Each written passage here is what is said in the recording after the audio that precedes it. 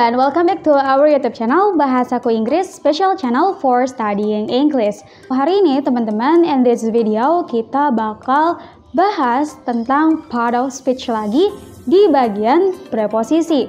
Nah, kemarin kita udah bahas ada noun, ada verb, ada adverb, dan yang lain-lainnya. Sekarang kita bakal bahas bagian selanjutnya, yaitu preposition atau preposisi. So, teman-teman, sebelum kita bahas lebih dalam, don't forget to click like, comment, and subscribe and the notification below because we will give you more video. So, happy starting and let's enjoy the video. Oke, guys, di sini Miss udah punya yang namanya preposition. Nah, apa sih yang dimaksud dengan preposition itu? Preposition itu bisa kita artikan sebagai kata depan. Preposisi adalah kata depan. Nah, fungsinya untuk apa?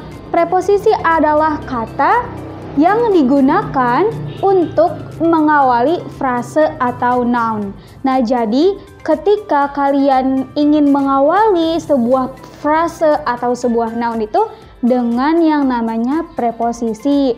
Nah, contohnya preposisi itu ada banyak, tapi di sini Miss cuma menyebutkan 10 saja. Yang pertama ada on, in, beside, in front of, behind, before, at, between, under, dan above. Sebenarnya masih banyak banget preposisi. Preposisi itu ya nggak cuma ini aja. Teman-teman bisa menemukan lebih banyak lagi. But hari ini di video kali ini kita mau bahas 10 aja.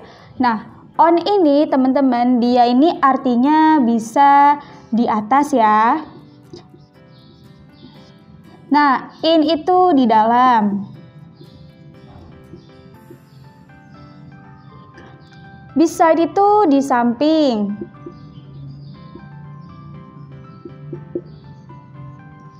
Kalau in front of itu dia di depan.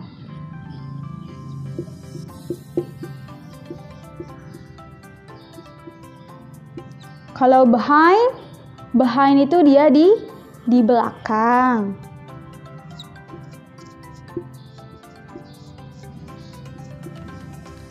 Oke, setelah behind kita punya before. Before itu artinya adalah sebelum.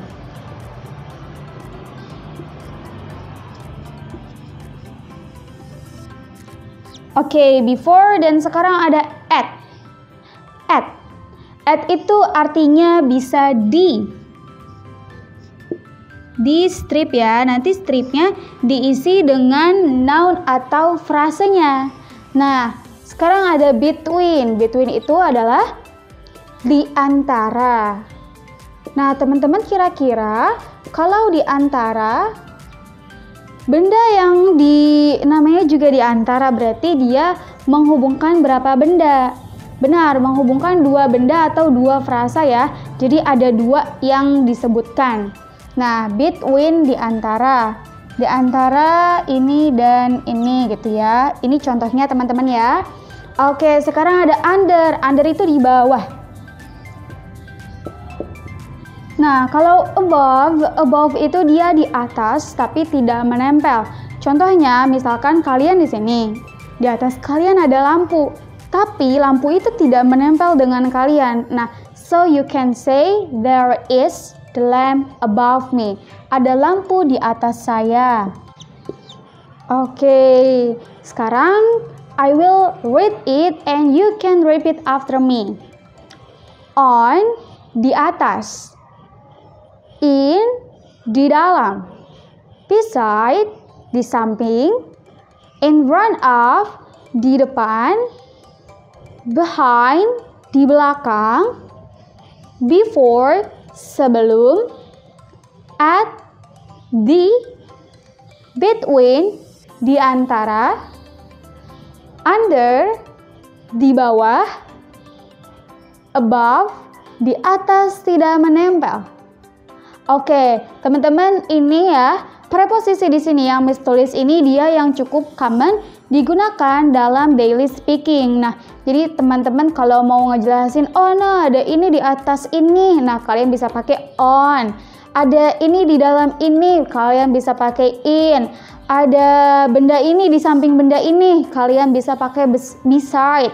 So, itu ya teman-teman. Nah, sekarang kita bakal bikin beberapa contoh dari preposisi yang ada di sini. Example, number 1, kita pilih yang on, di atas menempel ya. Berarti kalau on itu antara benda dengan benda yang lainnya itu mereka saling menempel atau tidak ada jarak gitu. Nah, contohnya yang sering banget ada there is a pen on the table. Wait, kelihatan nggak ya? Oh, kelihatan. Oke, on the table. Oke, nah, there is a pen on the table. Sekarang Miss tanya, mana preposisinya? Benar banget, preposisinya itu on, teman-teman. Nah, apa yang ada di atas meja? Iya, benar banget, pulpen. Nah, dia ini adalah noun. Miss, tapi kan tadi preposisi itu kata depan. Iya, kata depan buat yang mana? Nah, lihat dong, ini belakangnya ada benda. Jadi, on ini dia preposisi dari the table gitu ya teman-teman. Jadi dia bukan preposisi dari a pen-nya. Nah, gitu. So, next. Yang kedua, Miss mau yang beside misalkan. Misalkan mau bilang a cat. Ada kucing di samping saya. A cat is beside me. Nah, mana nih preposisinya? Benar, preposisinya adalah beside. Nah, preposisi dari me, beside me. A cat is beside me. Jadi teman-teman bisa menyesuaikan preposisi yang teman-teman mau. Misalkan teman-teman lagi mau ngejelasin di samping, atau di atas, atau mungkin di belakang. Nah, teman-teman bisa menggunakan preposisi yang sudah disiapkan. Oke, so next yang ketiga. Ada yang namanya misalkan between. Between ini dia memerlukan dua benda atau dua frase. Nah, misalkan kita mau bilang a marker is between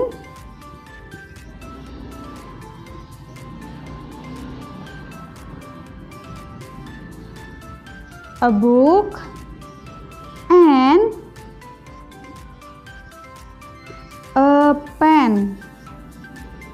Nah, a marker, satu buah spidol atau sebuah spidol berada di antara, nah, a book and a pen, sebuah buku dan sebuah pulpen. Nah, jadi harus namanya di antara, harus ada yang merantarakannya itu ada dua. Nah, tapi kalau ditanya mana preposisinya? Benar, preposisinya between. Oke, ini teman-teman, ini aja sekilas tentang preposisi. Buat teman-teman yang masih kurang paham atau mau menanyakan sesuatu tentang preposisi, teman-teman bisa meninggalkan pertanyaan teman-teman di kolom komentar. So, buat yang mau request juga materi-materi selanjutnya entah tentang preposisi atau tentang yang lain, teman-teman bisa tulis di kolom komentar. So, that's it from me, Miss Jija. Stay on Bahasaku Inggris. See you in the next occasion. Bye-bye.